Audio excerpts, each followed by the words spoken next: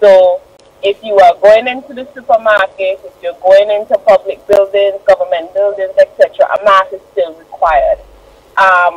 So that is something that I want to put out there. The mask mandate is still there.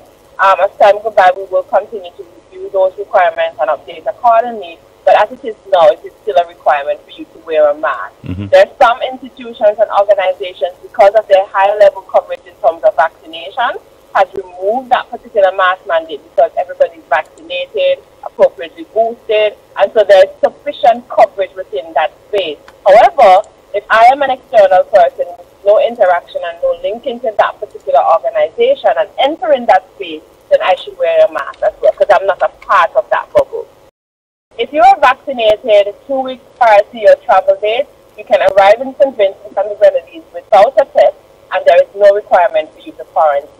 A couple of days ago, we were asking you to come with a test, an antigen or a PCR, depending on your travel connection. But now we're asking you no test, no quarantine. But however, based on your symptoms presented or based on indications that the Port Health Authority officers will look for, you may be tested on arrival.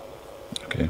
So that's where the may comes in. I know persons were asking what does may mean, and may are specific indicators, that our Port Health team would look for, and then they will determine whether or not you tested on arrival. So let's just look at the obvious. If you come in coughing and sniffling, and you look very, fatigued, eye runny nose, runny eyes, etc., that might be an indicator for our Port Health team to test you. Understand? So we want people to be mindful of that.